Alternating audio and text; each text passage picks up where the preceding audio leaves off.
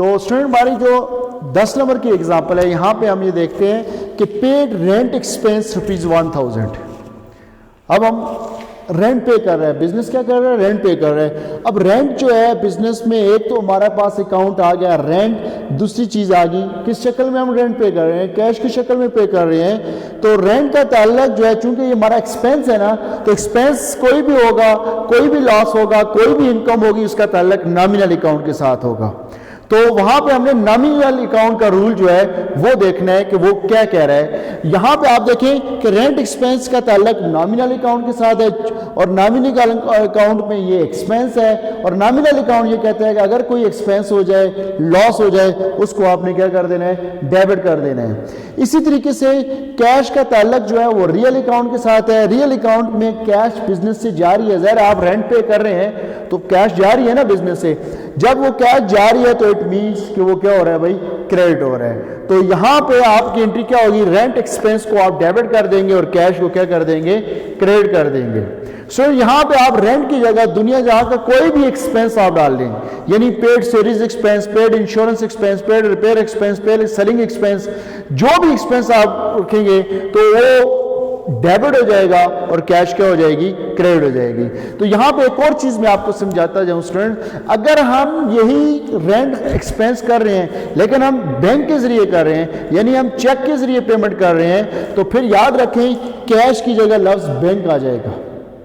یعنی یہاں پہ جب چیک کہتا ہے کہ paid rent expense by cheque یا تھرو چیک، اب چیک کی جگہ یہاں پہ ہم کیا لکھتے ہیں؟ چیک کہاں سے کیش ہوتا ہے؟ ڈیفینیٹلی بینک سے ہوتا ہے. تو آپ یہاں پہ کیش کی جگہ کیا لکھتے ہیں؟ بینک لکھتے ہیں.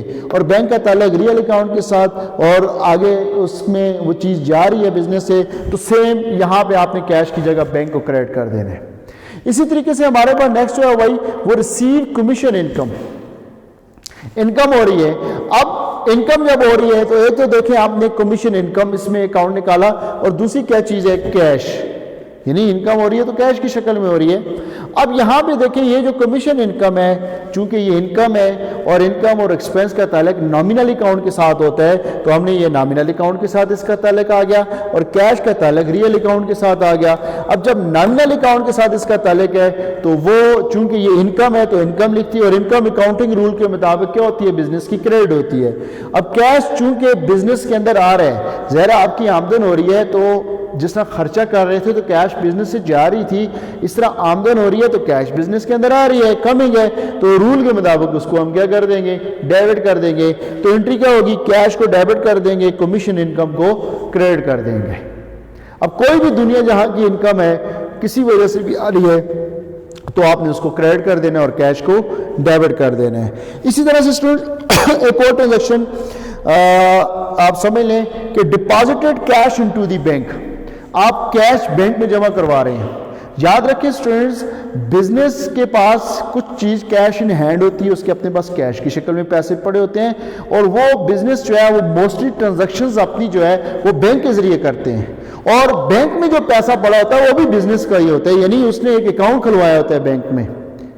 تو یہاں پہ آپ دیکھیں کہ کیش اور بینک دو اکاؤنٹ ہمارے آگے، دونوں کا تعلق ریئل اکاؤنٹ کے ساتھ آ گیا. ریئل اکاؤنٹ میں آپ دیکھیں چونکہ یہ کیش کو ہم کنسیڈر کر رہے ہیں تو یہاں پہ کیش بزنس سے جاری ہے، اور دوسری طرف بینک میں کیسے جا رہے ہیں وہاں پہ اس کے حوالے سے آپ دیکھیں تو وہ بزنس میں آ رہی ہے چیز، تو کیش کیا ہو جائے گی؟ کریڈٹ ہو جائے گی، بینک ڈیبٹ ہو جائے گا، اور کیش کیا ہو جائے گی؟ کریڈٹ ہو جائے گی. اس ٹرانزیکشن کو ہم یوں بھی لکھ سکتے ہیں کہ open a current account into bank, open a account into the bank, پھر بھی انٹری یہی ہوگی bank debit cash credit. Thank you student. السلام علیکم ورحمۃ اللہ.